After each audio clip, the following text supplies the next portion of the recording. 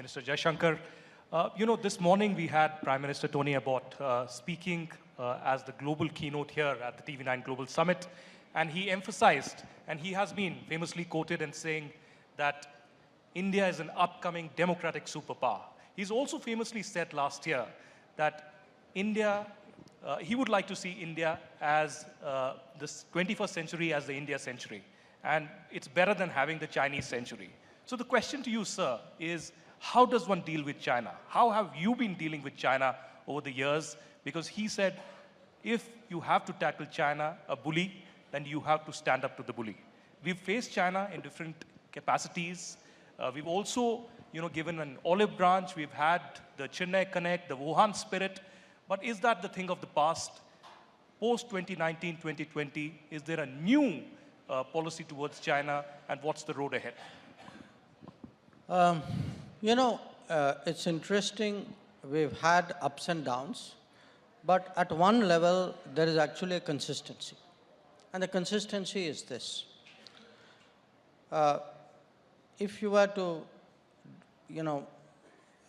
list 3 or 4 really big things which have changed in the last 20, 25 years, I think most people would agree it would be the rise of China and the rise of India.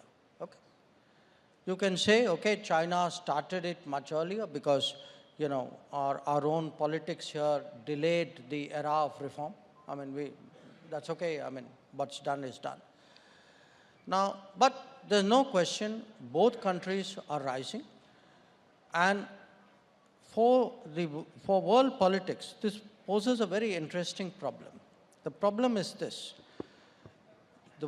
Both are changing the world order by their rise. So each one has an impact vis-a-vis the world. But they also happen to be neighbors. So their relationship is also changing while it's changing vis-a-vis the rest of the world. Okay? It makes it, therefore, very complicated to create an equilibrium. How do, so it's like this is dynamic, that is dynamic. How do they maintain stability while both are moving vis-a-vis the world order?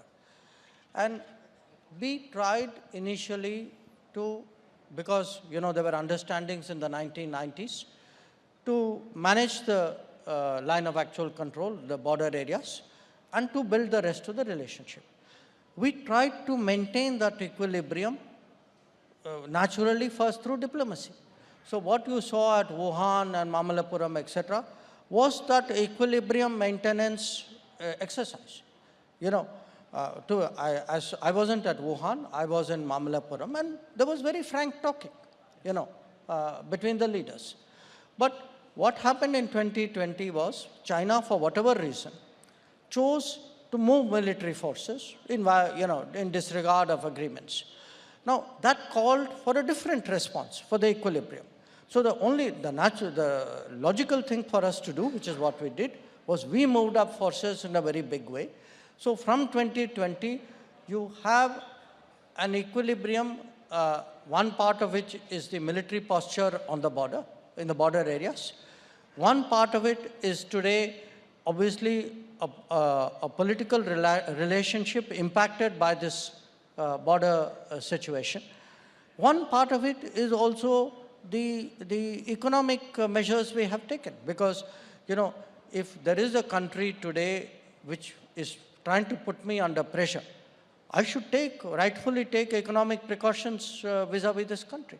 And in any case, we believe, this government believes that the interests of our working class, the interests of our small enterprises, the interests of our industries must be protected against unfair competition. So there are also measures which tie in against that. So our effort today is, we have to build the deep strengths.